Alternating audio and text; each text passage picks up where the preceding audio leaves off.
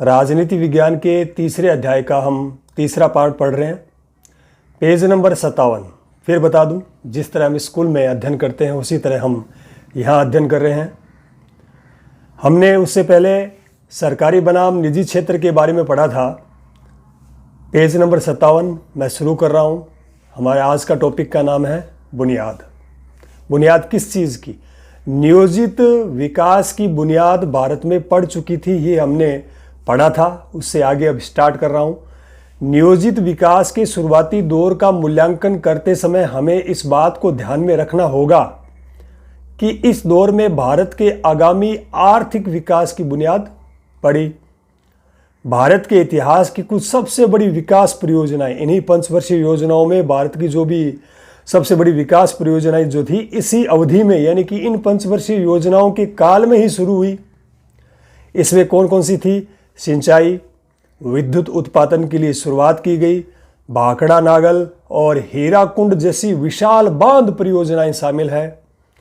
सार्वजनिक क्षेत्र के कुछ भारी उद्योग जैसे कि इस्पात संयंत्र, तेल शोधक, आगे पेज घुमाइए, कारखाने, विनिर्माता इकाइयां, रक्षा उत्पादन आदि इस अवधि में शुरू हुए। कौन सी? पंचवर्षीय योजनाओं की इस अवधि में ये शुरू हुए। इस दौर में परिवहन और संचार के आधारभूत ढांचे में भी काफ़ी बढ़ोतरी हुई, इजाफा हुआ। बाद के समय में कुछ विशाल परियोजनाओं की खूब आलोचनाएं भी की गई, क्योंकि स्टार्टिंग में हमने पढ़ा था कि प्रथम पंचवर्षीय योजना थी उसमें कृषि पर ध्यान दिया गया, दूसरी में भारी उद्योगों पर, तीसरी में लगभग यही था। तो लोगों ने खूब आलोचनाएं की थी भी कृषि पर ज़्यादा ध्यान नहीं दिया गया, ज़्यादा समय नहीं दिया गया। तो ऐसी आलोचनाएं बाद में भी मुखर हुई। फिर भी बाद के समय में आर्थिक बढ़ोतरी, जिसमें निजी क्षेत्र आर्थिक बढ़ोतरी भी शामिल है, इस बुनियाद के बगैर संभव नहीं हो पाती। अब पढ़ते हैं भूमि सुधार। जहाँ तक कृषि क्षेत्र का सवाल है, इस अवधि में भूमि सुधार के गंभीर प्रयास हुए।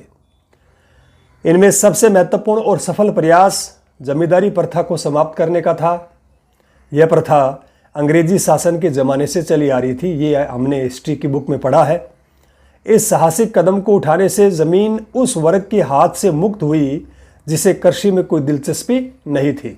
जमींदारों के पास खूब बड़ा भूभाग था, लेकिन जमींदार स्वयं कृषि नहीं करते थे, उनकी कृषि में कोई दिलचस्पी नहीं थी। इससे राजनीति पर दबाव कायम रखने की जिम्मेदारों की क्षमता भी घट गई। अब उनसे ज़मीन ली जा रही है, तो जो पावरफुल जमींदार थे वो भी, अब उनकी जो राजनीतिक दबदबा है वो अब घट रहा है। ज़मीन के छोटे छोटे टुकड़ों को एक साथ करने के प्रयास किए गए ताकि खेती का काम सुविधाजनक हो सके। यह प्रयास भी सफल रहा। भूमि सुधार की दो अन्य कोशिशों को थोड़ी कम सफलता मिली।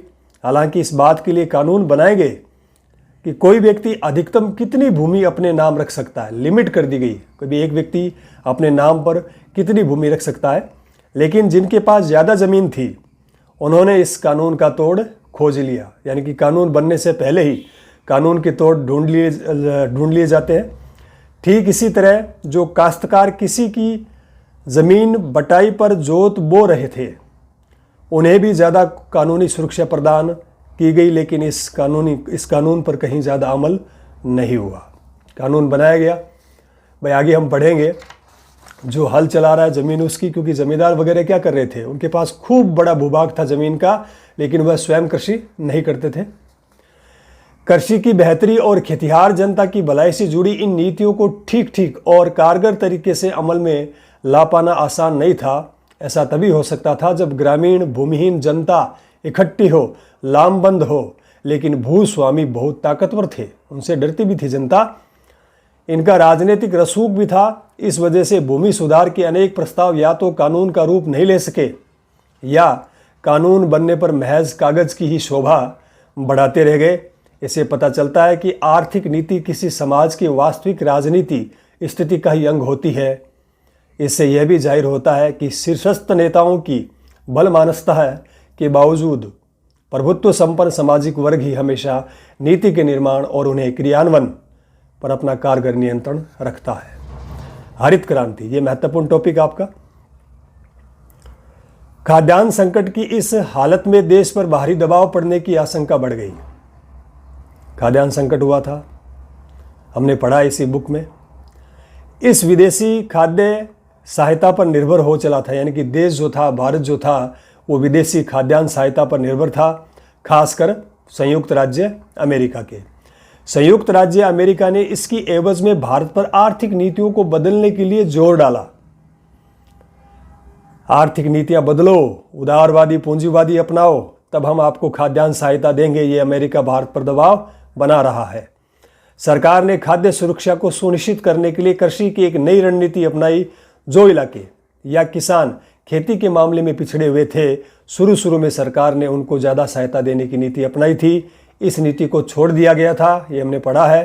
पंचवर्षीय योजना प्रथम, सरकार ने अब उन इलाकों पर ज़्यादा संसाधन लगाने का फैसला किया जहां सिंचाई सुविधा मौजूद थी। हरित क्रांति यहाँ से शुरू होती है।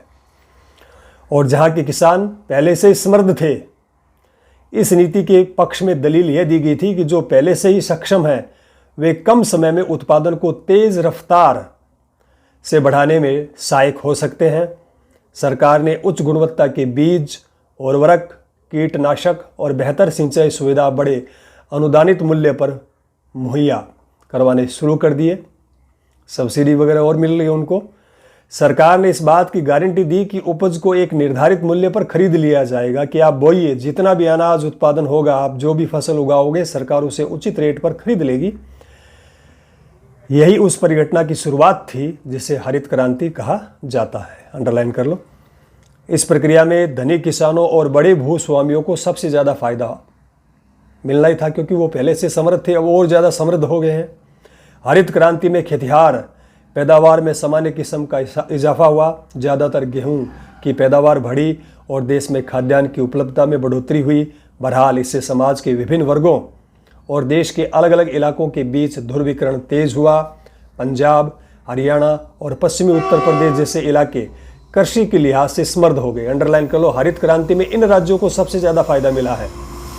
पंजाब, हरियाणा और पश्चिम उत्तर प्रदेश जैसे इलाके कृषि के लिहाज से समृद्ध हो गए, जबकि बाकी इलाके खेती के मामले में पिछड़े रहे। हरित क्रांति के दो और प्रभाव हुए। पहला असर तो ये हुआ कि गरीब किसान और भूस्वामियों के बीच अंतर बहुत ज़्यादा मुखर हो उठा। इससे देश के विभिन्न हिस्सों में वामपंथी संगठनों के लिए गरीब किसानों को लामबंद करने के लिहाज से अनुकूल स्थिति पैदा हुई, यानी कि वामपंथी गरीबों को अब इकट्ठा कर रहे हैं। दूसरे, हरित क्रांति के कारण कृषि में मंझोले दर्जे के किसान यानी कि मध्यम श्रेणी के भूस्वामित्व वाले किसानों का उभार हुआ। एक नया वर्ग बन गया, मध्य वर्ग। इन्हें बदलाव से फ़ायदा हुआ था और देश के अनेक हिस्सों में प्रभावकारी बनकर उभरे भी थे। बाद में क्या बदलाव हुए? 1960 के दशक के अंत में भारत की आर्थिक विकास की कथा में एक नया मोड़ आता है। 5वें अध्याय में आप पढ़ेंगे कि नेहरू जी की मृत्यु के बाद कांग्रेस प्रणाली संकट से घिरने लगी। इंदिरा गांधी जन नेता बनकर उभरी। उन्होंने फैसला किया कि अर्थव्यवस्था के नियंत्रण और निर्देशन में राज्य और ज़्यादा बड़ी भूमिका निभाएगा। 1967 के बाद की अवधि में निजी क्षेत्र के उद्योगों पर और ज़्यादा बाधाएं हैं वो लागू की गई। निजी क्षेत्र पर बाधाएं लागू की गई, आयद की गई। 14, अंडरलाइन करो, निजी बैंकों का राष्ट्रीयकरण कर दिया गया।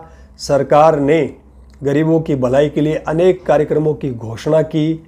इन परिवर्तन के साथ ही साथ सरकार का विचारधारात्मक रुझान समाजवादी नीतियों की तरफ बढ़ा, सोवियत संघ वाली प्लानिंग की तरफ, मॉडल की तरफ। इन बदलावों को लेकर देश की विभिन्न राजनीतिक पार्टियों में गर्मा गर्म बहसें चली।